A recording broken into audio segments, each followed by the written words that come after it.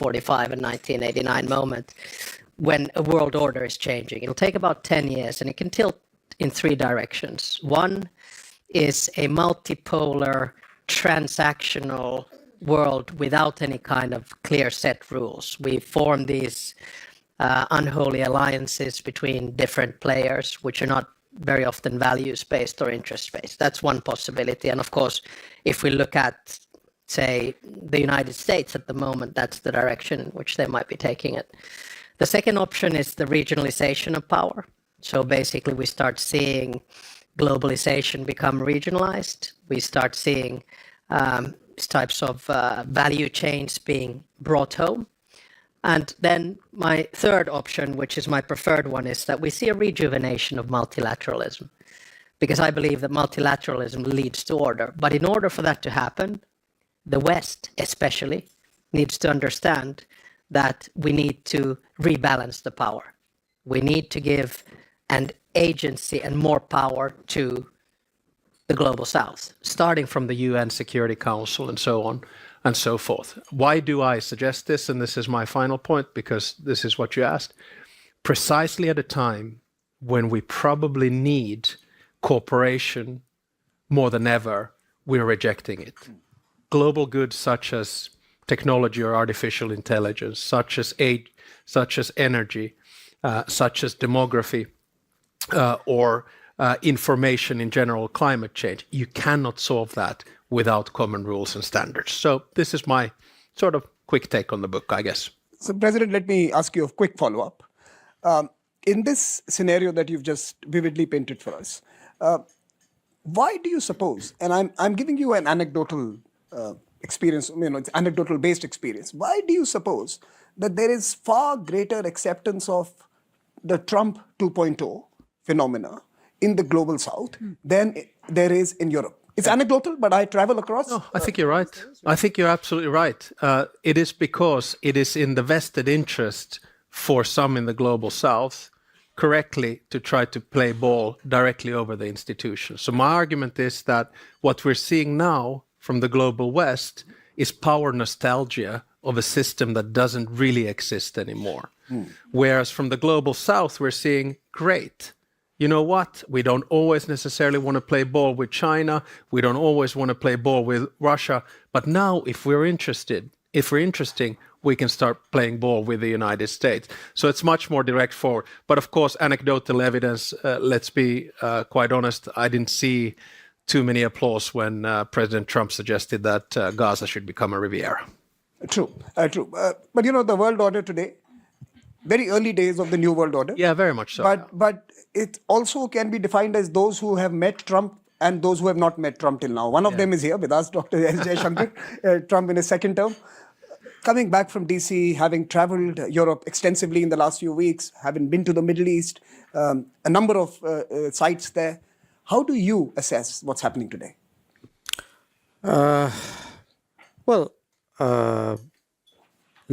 Clearly a lot of new things, some of which was predictable if we were tuned in to what was coming out of the US for the last year or before that, perhaps even longer.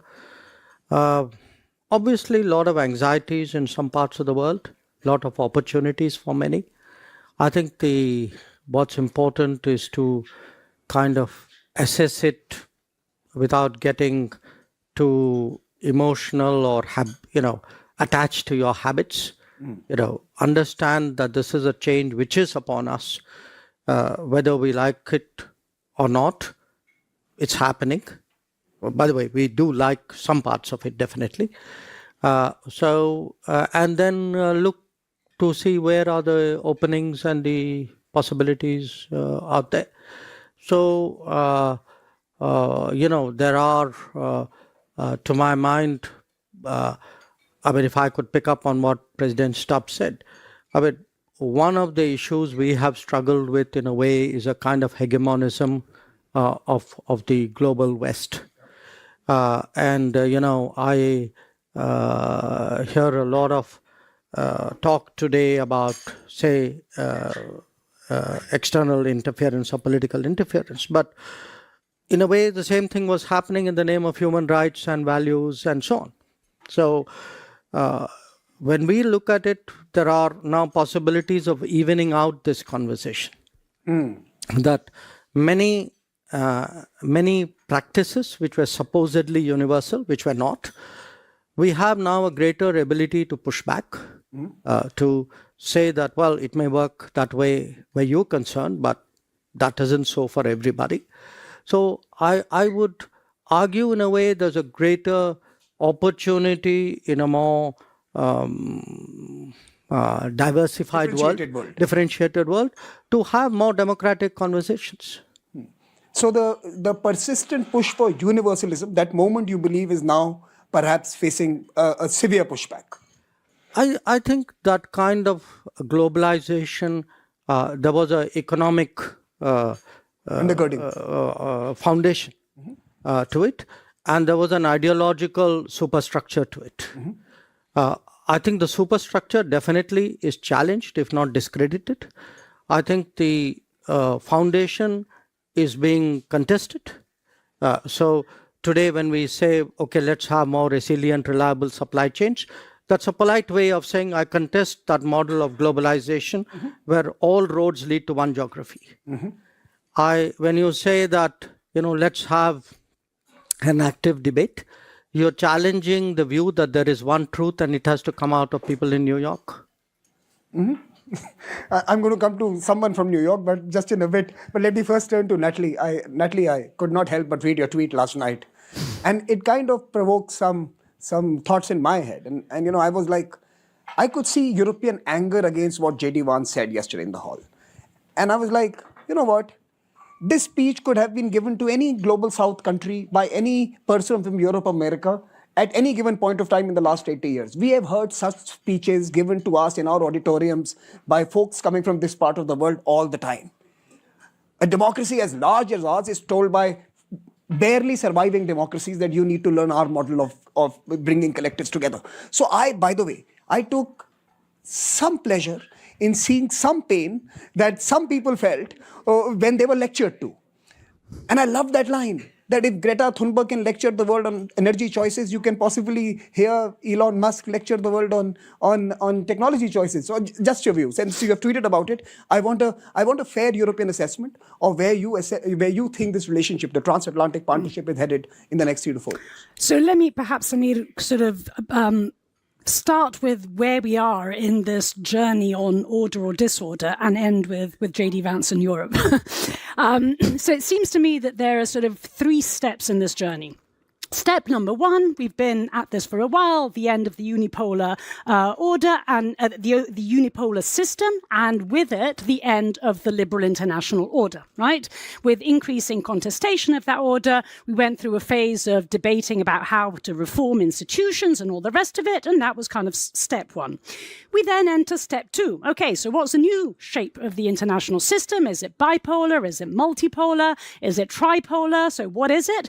And especially after Russia's large-scale invasion of Ukraine, we start getting, and the US-China competition leading to the debate on decoupling, we start getting this feeling that perhaps what this is doing to order is leading to a multi-order world, right? Of separation. There are still rules and norms, but basically different parts of the world subscribe to different norms and rules.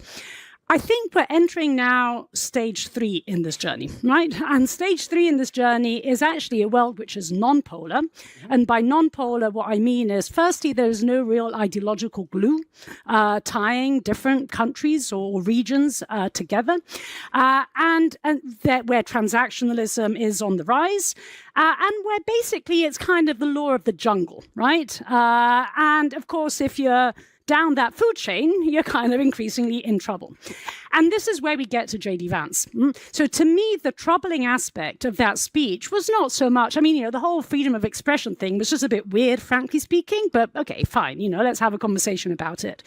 But it's the freedom of expression and you are moving away from your values conversation, followed by, 8 days before an election and followed by a meeting with the leader of a far-right sort of neo-Nazi party, right? that kind of suggests that the aim is not that of having a debate about freedom of expression, but the aim is that of deliberately not just weakening, but perhaps even destroying the foundations of liberal democracy in Europe and European integration, to the extent to which these far-right parties are explicitly Eurosceptic and nationalist. And this is why I come to the law of the jungle and the non-polar system, right? Because a pole, presumably, is not just a country. I mean, a pole has a sort of series of partners and allies and friends that it works with. And here we have the very deliberate attempt at prevaricating and indeed possibly destroying what those partners and allies were all about. I want to ask you something about Ukraine, but I'm going to hold that piece right now. I'm going to come back to Ukraine. I think that's an important issue. But I do want to leave a thought with you that if I was to make a list of envoys from Europe and America who have gone and met quasi-anarchists in my country, that list would be endless. And there would be, the global south that you mentioned may not find that really odd behavior. It doesn't make it right. No, I'm not saying it's right. I'm just saying it is not an odd behavior. Folks, I think Samir is getting kicks out of this. I can sense this. We're good friends, so I can say that. I'm just wondering, why is Europe so upset with something that was so predictable? I mean, that speech was written a long time back and it was only delivered yesterday. And you were surprised. You never heard it. But I'm going to come to Ukraine. I want to come to both of you on Ukraine. Let me turn to Lana. Lana, and finally, you're going to defend America.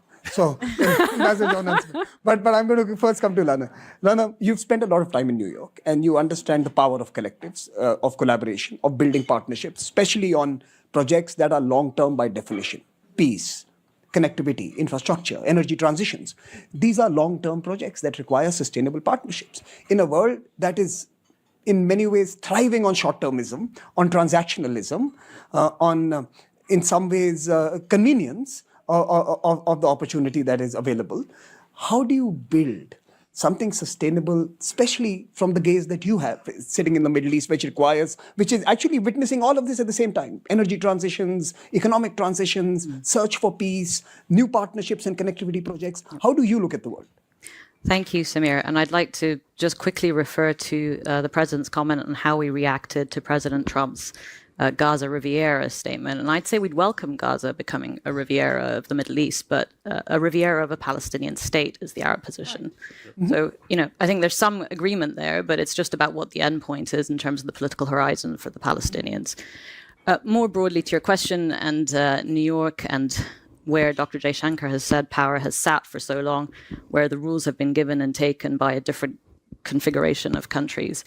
And many of us have spent some time with Dr. Kissinger there. And I remember the book he wrote on trust and mistrust in the transatlantic partnership that he spoke about in one of our discussions. And his agent was quite surprised by how well the book was doing until he found out that it was in the marriage and divorce section of most of the libraries and bookshops in the country. And the reason I turn to that is because a lot of these issues in terms of partnerships that you're talking about are about not putting the kind of effort that goes into a relationship when it's taken for granted. And I think that's, to answer your question on the UAE position, and many countries in the Global South's position, effort needs to be put in a regular way into a marital relationship. And it needs to be put into the partnerships that we have developed over the years with our strategic partners, including the great powers. So that's the first point. And when we don't find the return on that investment, I think, as Dr. Jaishankar has said, we are looking for the right to diversify our portfolio of investments, our economic bridges, our partnerships with other countries in terms of defense and security. And I think that is the world order we are moving to. It's not necessarily transactional, but I think it's clear-eyed and pragmatic about the state of the world as it is today. So that would be the second point. For the UAE, we're an economic hub. We managed to become that way by being agile diplomatically and economically. We've signed over 20 free trade agreements. We negotiated one with India, most famously in 88 days at the directives of Dr. Jaishankar and our foreign minister. We've been trying to negotiate one with Europe for 30 years. Oh, we are 23. I'll let that sink in, as the mood music in Europe is about competitiveness, economic competitiveness, strategic autonomy and independence, increasing defense spending. You need to create an agile, bureaucratic structure and diplomatic structure that responds to the needs of today's world. And that goes to your connectivity point. Mm-hmm. yesterday, Prime Minister Modi and President Trump came out with a joint statement from Washington. It referred to two really interesting initiatives that came out of India and the UAE, the IMEC and the I2U2. That's the kind of connective tissue today that countries are looking for in their partnerships. So we want to connect through trade, we want to connect through rail, we want to create jobs and opportunities for the 140 million youth in the MENA region who are looking for stability and economic prosperity and security. We won't be able to provide that necessarily through the traditional platforms, but we shouldn't give up on the traditional platforms. The norms exist, whether we're in a 1945 moment or a Cold War moment or a 1930s moment where we're looking at the signs and worrying about what comes next. The music in Munich this 2 days has clearly been quite downbeat. I think we have to respond to this moment with some agility, with some flexibility, and with some creativity. Those are things that smaller countries who are not so trapped in the bigger bureaucratic structures can do. And I think that's to the point of bringing in different size powers to see what kind of leverage they can bring to the table in terms of keeping some of the very good rules of the road in place. Lana, I'm going to come back to the Middle East in just a bit. I want to have a little bit of a conversation on what could be the pathway ahead. But Ambassador John Huntsman, let me turn to you. As you explain what's happening today, are we seeing an America which is becoming expansive rather than retreating? Or is it choosing the spaces that it wants to be present in and forfeiting some of its overheads in other domains where it had little returns that it calculated over the past few years? So what is really happening here? Is it an expansive America, a retreating America, an isolationist America? What is America today? Please explain to us. Well, first of all, it's a pleasure to be here. And let me just say, this is a topic that lends itself to heavy drinking, so we're in the right place. I'm always amazed at how often people misread the United States. I think there's a lot of hand-wringing, unnecessarily so. So the United States is made up of 50 sovereign entities called states. They all have their own constitution. They all have their own legislature. They all have their own economic development plans and educational strategies. And they determine the cycles of success in the United States. Washington is largely irrelevant. Now, that may sound strange because we're all fixated on the latest phenomenon called Donald Trump. But that's the way the United States works. And because of that, the cycles of politics in Washington will continue, sometimes appearing as if it were a 1964 Ford Fairmont running off the side of the road, ready to kill the driver. But we have to take a step back and say, okay, what really makes America run? And every one of the states in America have their own trading relationships. They have their own international strategies. I know because I was governor of a state. And we in this room make a mistake by not reading America as it was designed to operate. So that's point number one. Point number two is the Trump phenomenon is an expression of the American people. We've seen a massive diminution of trust in politics, I think everywhere, including the global South. That's why you see a lot of people who have glommed onto Trump's message, because the voters have been failed by their sovereigns. Institutions are increasingly seen as irrelevant, even though I think they'll be recharged over time. And right now, the American political zeitgeist is playing to the hometown crowd. So yes, we heard J.D. Vance's speech yesterday. And for those who were shocked by it, I would say, shocked by what? Were you not following the campaign? Did you not hear the rhetoric? And many thought, well, the rhetoric would discontinue upon the inauguration.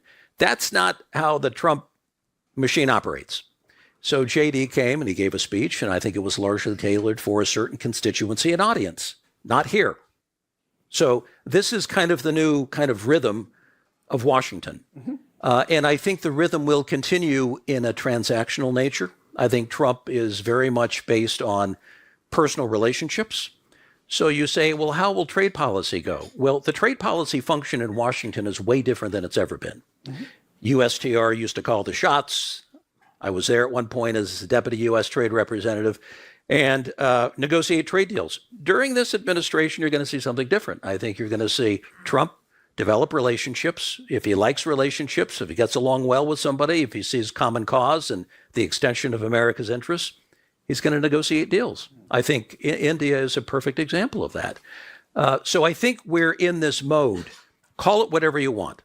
10 terms come to mind, but I don't think any of them are necessarily fitting because we're running up against the cycles of American politics, which I think we lose sight of. And that is Trump has 1 term, which means he has not 4 years, but 2, because you've got the midterm elections that strike it less than 2 years from now. And the House of Representatives is likely to be lost because you've got the House up by 1, and the midterm cycles generally will favor the party out of power. The Senate may be shaken. It's hard to know. And then you've got a lame duck status, and the race for 28 has begun. So I think in looking at and analyzing Trump, I think we need to understand that, yes, conservatism of some kind might prevail unless there's massive overreach and a blowback, which is not unusual in American politics, and we'll be back to kind of a more identifiable, familiar pattern. But right now, we're not there. So I want to ask you and Dr. Jaishankar to respond to this particular aspect that you actually very lucidly described. The American people have spoken. American elections are an expression of their people. I would suggest that over the last few cycles, including the election of Biden, you would find that certain changes in America are definite, irrespective of the party that is in power. For example, exclusive economic policy, IRA, Inflation Reduction Act, was a muscular industrial policy that was serving its own industrial aspects. The China policy, bilateral consensus, the decision to invest in certain relationships, for example, the US-India relationship, bipartisan consensus. The Middle East transformation, bipartisan consensus. The point I'm trying to make here is that while the elections may be in 2 years, America may have changed dramatically, and some of its cousins across the Atlantic are not getting that message. It does not matter. Trump is not the problem here. They are not reading America right. And what you were mentioning, and do you think is that the problem? That America has changed and the world is still negotiating with the 1945 America? And that's my question to Dr. Jaishankar as well. But first to you, Ambassador. I would say that America is changing somewhat. I think it's changing based upon a number of things. I think it's changing based upon COVID, which I think shell-shocked the American people. And when you look at the private sector's response to COVID, every boardroom in America is having the same conversation. How do we redesign and rebuild supply chains? Because they all collapsed during COVID, which had a massive implication on employment, for example. I think we were dumbstruck by the 2008 financial crisis. And you keep layering things upon each other. The rise of China has shaken many people in the United States. And the net result is an inward look at rebuilding the fundamental building blocks of the American nation. Some people call it isolationism. Trump calls it rebuilding from within. And I think that is a trend that is likely to continue. So the idea of Bush internationalism or Reagan internationalism, I think we get back to at some point because I think we need to interact with the rest of the world. Economies will have to expand beyond our own borders. But for the time being, it will be a moment of domestic rebuild. And whether that's Trump or somebody who runs in his place, I think a message will be similarly tailored to that cry out by the American people for one reason, rebuilding trust, which no longer exists in politics. Two notes of dissent. The first one about something Natalie said. Look, I think calling the change, saying this is your alternative or else it's the law of the jungle is a kind of scaremongering tactic. It isn't the law of the jungle. I mean, it's from a very cozy room, everything looks like the law of the jungle. Out there, it's a more competitive world. It's a world where more countries have the freedom and the choice to pursue their interests. I mean, if that's the jungle, I'll take my chances on it. Because I'd rather be in that jungle than be in the pen, which a few people control. Or the garden. Or the garden. Yes, or the garden. The walled gardens. Yeah. So that's one dissent. I like dissent. The second dissent, look, I take John's point, but I think he's underestimating Washington. I think you'll get enough things in those 2 years or less, which will profoundly change the world. So the 50 states may carry on with their model, But because the President of the United States holds such exceptional power, and the country has so much influence, that within this period, in fact, I would predict much earlier, that you're going to get policies which will reshape the international order as we have got used to. So I would not, I'm saying this in a I'm not saying it's good or bad. I'm just predicting what is to come, and something big, I think, is coming at us. My third point is, where I agree with him, is, look, I do think around the world, politics and politicians have generally got discredited. I think there's a loss of trust. I would again argue we are a bit of an exception. It'll be very tough today in a really democratic society for anybody to get 3 continuous terms, which is what has happened in India, but we are an outlier in this respect. But it's not just politics which has got discredited. I think, in a way, diplomacy has got discredited. The international economy has got discredited.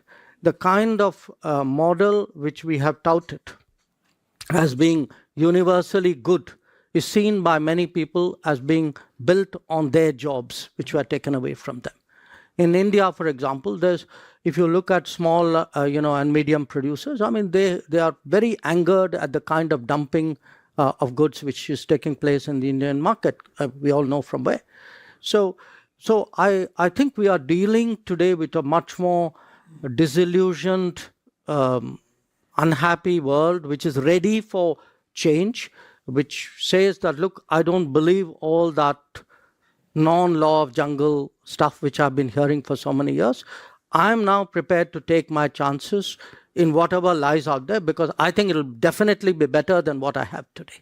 And just a quick one, democracy itself, and since you mentioned democracy in your intervention, are we now reaching a stage that we are perpetually polarized democratic societies, which means unless our side wins, democracy is not good? Have we reached that stage that unless your team wins, democracy is bad? We see that in the US, we see that in India to some extent, we see that in different parts, that unless who you vote for wins, the elections are not good. Well, sorry, I know. I'm coming to Ukraine very soon. No, but look, I'll put it to you this way. I know people will say that. But if by the next election they're not saying it, democracy is fine. They will say it in the aftermath of a loss. That, okay, the system wasn't good, that's why I didn't win. But if they gear up for the next election, I think we are underestimating the strength of power and the habit of democracy. And actually the attachment which people have to the exercise of individual choices. I think we are too quick to dismiss it because somewhere politics has not gone the way some people would like it to go. Alexander. Yeah, I think on democracy, our misconception is sort of linked to this whole end of history thesis of Fukuyama, which I firmly believed in myself, that all nation states of the world, 200 of them, would revert to a combination of liberal democracy, social market economy, Only an and American globalism. could have believed that. Exactly. Well, no, I'm a Finn. I'm a Finn. I know, but I think but this is again, we come, but I mean, again, that is not my point. My point is that the fallacy and the mistake that people like myself made at the time was to think of democracy as an end state or something static. Democracy is never that. It's always messy and complicated. The thing that makes me believe in democracy, apart from free speech, open society, institutions, rule of law, protection of minorities, human rights, and fundamental rights, is a self-correcting mechanism that democracy has, because autocracies don't have that. Now, then we have to ask ourselves the question: what do we need to avoid getting into this cycle where democratic change is basically constant every 2 years or every 4 years? I think what has happened is that democracy has not adapted to technology. Democracy originally, as crafted, say, by John Locke and his likes, was supposed to be slow, messy, and compromise-seeking. But now we have a new instrument that has come into play, which is technology. In the beginning, many of us thought that technology was going to work only for good and everyone will be liberated. to free speech and the rest of it. But now we have suddenly seen that, as a matter of fact, technology doesn't necessarily adapt to democracy. So I remember, I'm not that old, but in the olden days, politicians had about 3 months to answer to the media. Then they had about 3 weeks. Then suddenly it was 3 days. Then it was 3 hours. Then it was 3 minutes, then it was 30 seconds. And now, unless you put out something on X within 3 seconds that something has happened. And then we get into this cacophony of information. And I don't think democracy has yet understood that information is not wisdom. So that's what I'm trying to say, that democracy needs to adapt all the time. And we have to understand that right now it's in a certain direction which some people don't like, but at some stage it'll adapt back. I think they're all making the case for stable monarchies. Yeah.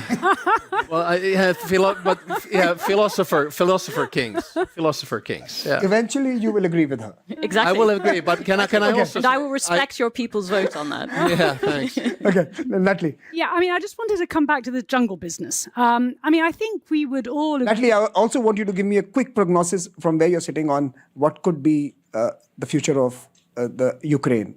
Okay. Quick. But on the jungle business, I mean, I think we would all agree that it is right that the rules of the road are determined by not just one power. And that different players should be able to shape the system and use the system for their benefit. I mean, I think there's kind of, there would probably be broad agreement on this. I think where we get into jungle territory, and I think we would also all agree that, including Minister Jaishankar, that it would not be such a good thing if there are no such rules at all.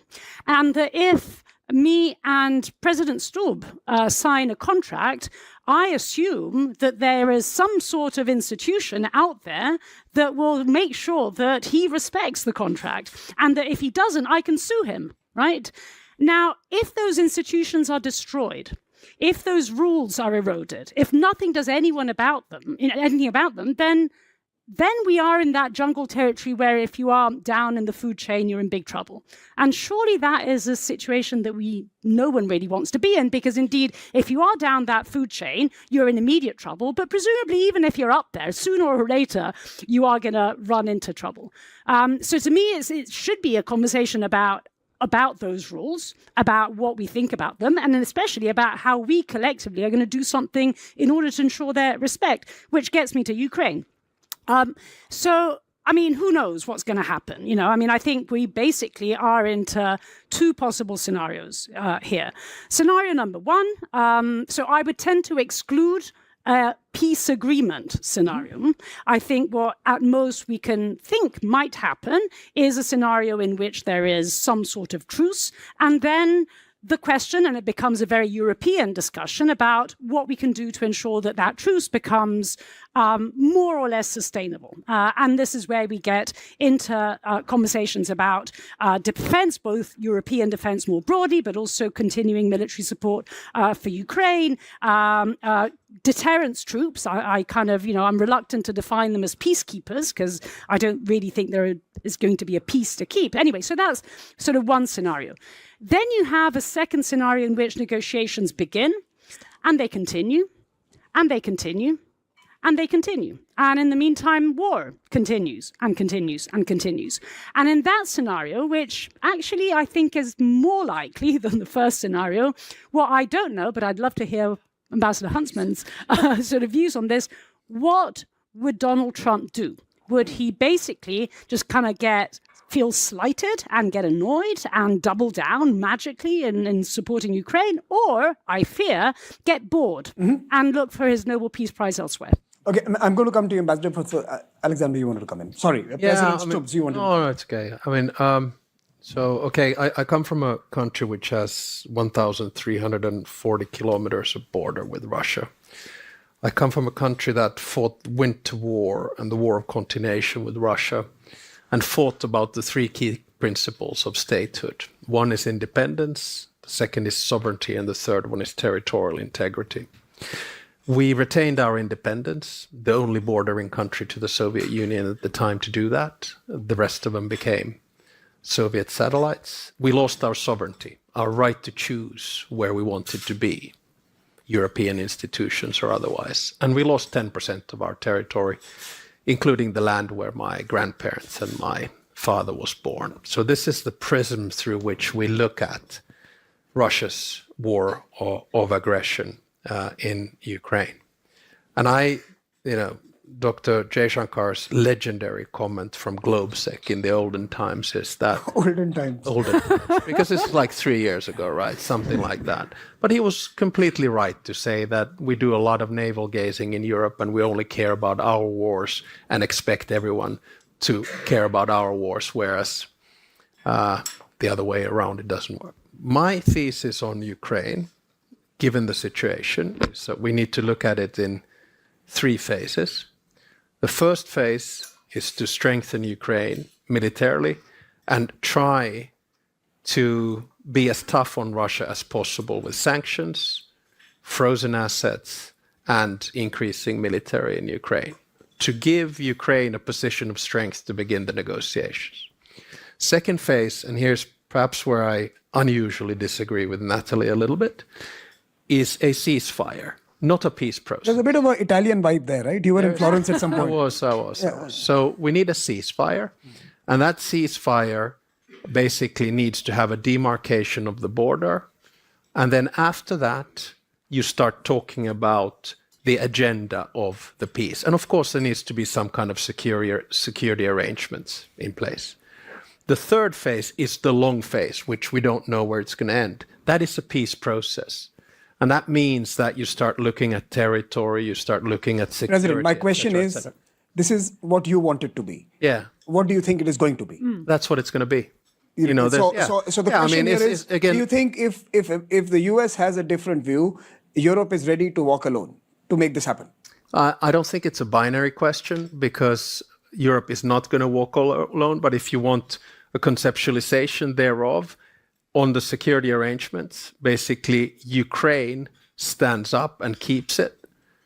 Europe supports and gives the backup, and the US gives a backstop. So the trade-off there is that the US doesn't put boots on the ground, but Europe does in one way or another.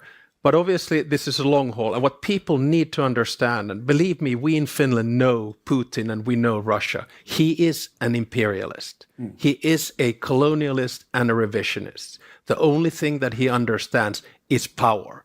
Anytime you give in to Putin, he will hit you back twice harder. So therefore, you need to put Ukraine into a position of strength. And I think already the fact that Zelensky didn't, approve the mineral deal or said that we cannot have negotiations between the US and Russia on this is an indication. There's no other choice. Ambassador, did you want to come in on this? I'd love to. Please. Because it scares me to death. I think we're terribly naive in the West about Putin. Yep. The president is absolutely right. I think this is an opportunity, however it plays out, for a number of leading countries of the world to come together to find a solution. Because I don't think it's just the United States that should be part of this end game. My fear is this. Putin is a master at dirty tricks and at malign activity.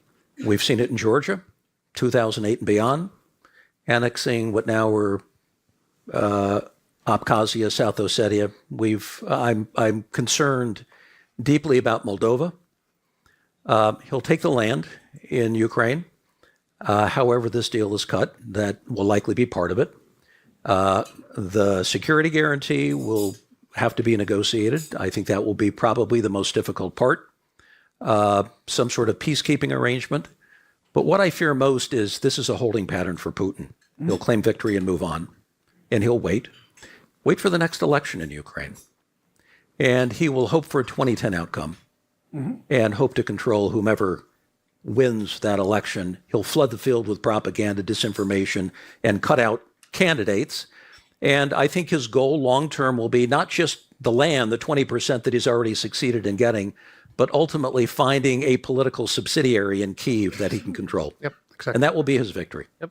Lana, Yes. a sustainable, durable vision for the Middle East. How do you see it play out?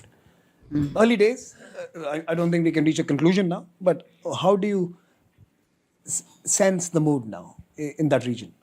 So the mood is obviously a little bit pessimistic about the broader trajectory of the last 2 years. But I think there have been some openings in the past month that we need to build on. The big picture, obviously, is how US foreign policy in the region plays out vis-a-vis two hegemons, Israel and Iran, as well as Saudi Arabia and other regional actors. The tactical questions are how we resolve crises, and that goes to your point on, is the international system today able to cope with the current crises? Dr. Jaishankar says we should see what's coming and understand that change needs to come in order to take stock of these conflicts and actually resolve them. And I think we agree with that. So under 60 conflicts currently across the globe, more than at any time since World War II. However much we are all attached to the international system and the way it works, it's been broken. And it's been broken by a number of conflicts over the past 2 decades. And it's been broken by the fact we haven't been able to resolve those conflicts, we've been managing them. So whether it's Ukraine, whether it's Gaza, whether it's October 7th, whether it's the broader Middle East, we have a moment of opportunity today. We have a possibility to build a stable future for Lebanon for the first time in years. We have engagement with a complex Syrian government today on the ground, nonetheless that it's giving out the right signals and statements about what it sees for its future in Syria, inclusivity obviously being a core tenet of stability across the region. And we have what is coming in terms of where Iran fits in the region and where Israel fits in the region. As you well know, the UAE's perspective as a pragmatic and I think clear-eyed investor in stability and the forced projection of stability in the region, we believe in the integration model. So we think all of these countries need to be integrated and that economic partnerships are the way to arrive at that integration. But it is going to take a lot of work. It comes back to that really popular term today, which is regional burden sharing. But I think it's a very good point. I think that the regions have to come forward with their own solutions to some of these issues, and they have to be bolstered by the presence of an international community. That's what we're looking at. You know, I think your example on COVID was a really good one for why diversification has happened in the last few years.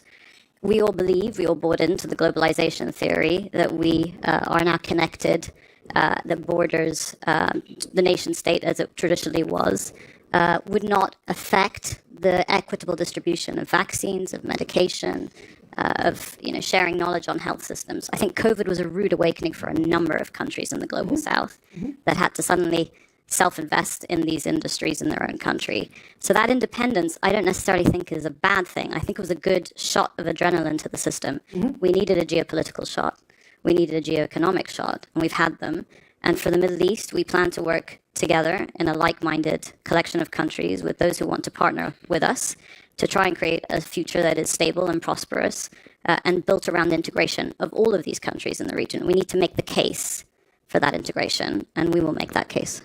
So we're going to take 3 questions from the audience. We have 11 minutes, 10 minutes. I know you have to leave at 2:45, President. 2:50. So we'll try to get you first. So we have a hand here. We have Michael here. So can we have a mic to Michael? We'll go to Michael first, then we'll go to my friend from Portugal. And let me go to, there you are. Let me turn to Peter then from Slovenia. So we have our 3 questions. Michael, first to you. First, compliments to Samir and the panelists. I think this has been the most interesting panel of the weekend, so thank you very much. My question is to Dr. Jaishankar. You said, Dr. Jaishankar, you dissented from Ambassador Huntsman's point about the importance of states, and you said because of the importance of the great power of the office of President of the United States and because of the power of the United States in the world, the next 2 years, or even less than that, I think you said, is going to bring forth changes that will change the international system. And I felt the bar Montez sort of reverberating at that point. And I feel you teased us by saying that and not going a little further. So you have to give us a bit of a spoiler alert, Dr. Jaishankar, and tell us the nature of these changes that you foresee. A permanent seat for India on the Security Council. I think there was a mic there. Go ahead. Anna, go ahead. Good afternoon. I just want to, being a former member of the European Parliament, I just want to highlight, and a former member of Portugal, of course, to highlight what Ms. Lana said because of the time that Europe trying to have an agreement. You spent 88 days negotiating a trade deal with India and 30 years with Europe. So this is our biggest mistake, and I am totally support with this idea. And I'm more with you about the idea that we need. I like the idea of the shock. This is a shock for us. I'm always saying about that. And I'm sick of Question. the poetic speeches in Europe. I just want to highlight this because this is very important for us in Europe. Okay, so that's a statement. But I do know that negotiating an FTA is an end in itself. It doesn't need to lead to an FTA. The process is the end itself. Okay, you have to understand the idea behind it. Go ahead, Peter. Yeah, thank you. Peter Gurk, Bled Strategic Forum. It was interesting for me because basically for the whole panel, nobody mentioned China. So probably this is the only panel where China, as one of the global powers, was not mentioned. So my question is pretty simple. Where does China fit in what Natalie was saying and also Minister Jaishankar in this new reality that we are finding ourselves in? Are they going to play the ball? Are they going to try to have an agreement on new rules which they would abide by? How is their connection with America going on, and so on and so on? Thanks. You know, there's a famous saying that if the world is a casino, China is the house, and the house always wins. No matter who shakes the world, it's the house that takes the winnings. So I think thank you, Peter, for asking that. How is China going to respond to many of these developments? So maybe let's go down the panel. Let's start with you, President, because I know you have to leave a little earlier. So let me start with you, President. Yeah, I'll just make two quick remarks. First one was the trade issue. I fully agree with you that Europe is way too slow in forging its trade agreements. Having said that, I think it has over 40 trade agreements with over 70 countries out of the 200 nation states in the world. So it does have the widest web of free trade agreements. But the way in which it behaves in these free trade agreements, it's simply unacceptable. You know, it just doesn't and shouldn't be like the way in which it is. The second point is on China. I had the privilege to spend 3.5 hours with President Xi Jinping on a state visit last October. I knew him from before. We spent 2 hours basically tete-a-tete discussing the world order. My starting point is obviously that China is the key player together with the United States. My point is that China always plays the long game. You know, for China, a century is only a page in a book, whereas, you know, we in the past 3 weeks have been shocked about the result of the US elections. He's probably looking there, come on, guys, this is only 4 years. Got nothing to worry about. What China has done is strategically extremely wise. So instead of taking the moral high ground, as we have in the West, towards the global South and elsewhere, it has created strategic relationships which are finance and infrastructure based. It is now the biggest creditor to 120 countries out of 200 in the world. China is also quite wise at playing the multilateral game. It does talk about multipolarity, etc. And of course, it always maximizes its own interests. The negative side of China, apart from the fact that, you know, I don't share many of the values portrayed by the Chinese leadership, but in my values-based realism, there's space for dialogue because you can't solve the world's big problems without China. For China, the main problem is going to be demography. The demographic curve of China is really, really bad, whereas the demographic curve for India is very, very good. And that means that they are actually going to be in a weaker position. But then I think a lot of this is I stop here, a lot of it is going to depend on you know, who gets the technological oversight on it. But yeah. Just on the FTA part, that if you count the top 10 largest trading relationships, none of them are based on an FTA. EU, US, US and China, China and Japan, Japan and US. You go across the world, look at the 10 biggest, 15 biggest trading relationships. They tend to operate outside FTAs. What I mean to say is we should try for an FTA, but let's get trade going. Yeah. Let's not make an excuse not to try. Final point in my mind, of course, the WTO should be the center of it. And actually trade is on the up, not on the down, as many people think. What I think will eventually happen if the Trump administration continues to threaten with trade barrier, tariffs, etc., not only is it going to hit the American general public and the actually stock markets, but what's going to start happening is the rest of the world trading around the United States. So, it'll go in different directions. Natalie, Well, I mean, it's actually a segue to what President Stubb was saying, and just adding a more specific European angle to the China question. I mean, I think, sort of prior to last November, the general direction of travel in Europe was indeed aligning with the United States, no longer being starry-eyed about China, realizing that indeed the economic security agenda, etc., had to be taken seriously. And this was the world of, perhaps not decoupling, but de-risking. I think now, because of everything that we've just been talking about, there is a growing sense of we can't really afford to have kind of three wars at the same time, right? And if we have one with Russia and we are increasingly in conflict with the United States, we may not like China, but perhaps this is the time to look at ways in which to cooperate with it. And I thought it was fascinating listening to Minister Wang Yi's statement yesterday after JD Vance and all of it. If you were to just take the snapshot, right, of yesterday and of course forget, sort of months and years before, indeed, all of a sudden China kind of comes across as Europe's best friend, right? Now, I'm not saying that we're going to, again, forget those months and years before, but I think, again, because of this growing transatlantic rift, there's going to be greater openness, provided that China plays well the game, and I think it is playing well the game, to actually look for ways of working with China. But let me just inform you that your China addiction predates JD Vance. Europe has a China addiction which is far older, and you need to fix that irrespective of who's in the White House. And we are in Bavaria. Ambassador. Well, Jay and I used to be neighbors in Beijing, where we first became friends. I would just say a couple of things. One, it was interesting that J.D. Vance did not mention China in his speech. So process that one for a moment. Number two, notwithstanding my vast disagreements with much of what China does and what they promote, it's a smart country. Yeah. And they thrive on a world full of ambiguity. Yeah. And they do so because there is zero ambiguity in their national strategy. They know exactly where they're going. And they task and implement and execute with precision.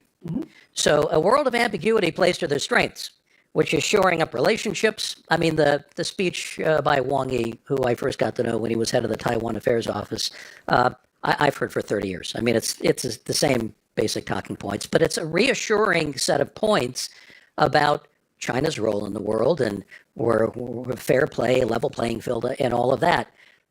So China will be a factor in everything we're talking about. They need to be drawn out in terms of problem solving around some of the major issues of the day. So let me just take you to the end point, where I can imagine a summit with Trump and Xi Jinping. And I've heard from Trump personally about his relationship with Xi Jinping. He thinks he has a good relationship with Xi Jinping, likes the man. So you can imagine them coming up, at least for a holding pattern, a formulation for coexistence. But you can imagine the coexistence drawing China into maybe a Ukraine rebuild scenario or something like that. In other words, the U.S.-China relationship has always operated better when there's been a large strategic construct to pursue, keeping us out of trouble. So I imagine that could be in our future. So projectized relationship. I'm somewhat optimistic about where that goes. Lana. I agree with much of what you just said. I think for a country like the UAE, we need a managed détente between China and the United States in the coming period, both for geopolitical and geoeconomic reasons. I think we need to avoid the Thucydides trap scenario. That is also something that has been a little bit of a clarion call for a number of countries and analysts recently. For us, we're the biggest trading partner for China in the Middle East and the re-export hub. We're also biggest trading partner for the United States. But for us, the United States is an indispensable strategic partner in the region, and we are always looking for ways to solidify that partnership. And China will always be an important economic player and partner. And I think we need both for economic growth, which is the buzzword of European reports this month. So I think this is good net for everybody. I think, big picture, if we can work with the United States and with China in also increasing the stake they have at these various tables in terms of peace and security, that would be a good net outcome for everyone. So that's the position of the UAE, and that's how we see the two countries. The last point would be on AI, which we've touched on briefly. Was DeepSeek a Sputnik moment? I don't know. The tech companies in the United States would say not. But our investment has been upward of $100 billion in American AI, because we believe that, we're going to be moving from a period of geoeconomics to geotechnology, and that will define, and it should define in a good way, whether we will continue to economically prosper or not. So for the UAE, it's about everybody getting access to that, getting access to the data centers, and being able to exponentially grow. That's a target for us. Minister Jaishankar, you have a direct question from Michael, but also maybe on the rest of what you just heard. I was kind of marveling at what I heard. So we have this values-based Europe very upset with Trumpian America. And because it's upset, guess what? They're going to turn to China. So there must be some great value-based connect between Europe and China. Don't look at me. I mean, look. I have invested in this continent. And then let's take this further. So there's this terrible law of the jungle out there. Okay, we can't deal with it. So let's stay with the law which we have. Now, what's that law, that game? It's been gamed by China. So the law-abiding, the rule-based order, the multilateral institution, which all of us, by the way, said that China is getting the best out of it, and we say, oh, by the way, we must defend that because the alternative is worse. So I'm left scratching my head a bit. That a flawed democracy is not as good as an efficient authoritarian regime. I think that's the bottom line. Stable monarchies, I've said this before. Stable monarchies is where we are all reverting to. Exactly. That's where we are getting to. Conclusion of panel. Having said that, let me turn to Michael. Look, let's just reflect on life since November. Okay? And it's less than a month of this administration in office. So I think there are another 20 odd months to go, at least. So what has been the conversation? Ukraine, Gaza, Greenland, Panama, tariffs. And you think the world order isn't changing? I mean, and this is less than a month in office. But why Greenland? I mean, sorry. Don't ask me. I neither said it nor own it. So the point is that at the end of the day, if there is, I think you used the word, Samir, about overheads. Okay, I found it very interesting that the first foreign policy engagement of this administration, consciously, was the Quad. Okay. What's so nice about the Quad? It has no overheads. It's a kind of it's going Dutch. Everybody comes, pays their bill, and it's fair, right? So look, if we are looking actually at a different vision of architecture, a different sense of the power of the United States. If there is I don't know, I know Fatih Birol, who's left the room, was there, but some of you may have been at the earlier J.D. Vance speech in Paris on the AI Action Summit, or may have at least read it. There is a belief today in circles which count apparently in the United States, the best that I can make out, that US creativity, power, innovation is actually hamstrung by its commitments and relationships abroad. That if America was really unbound and allowed to, do its fullest, it would serve its interest much better. You may disagree with it or not, but there is such a belief, and it's a very dominant belief today out there.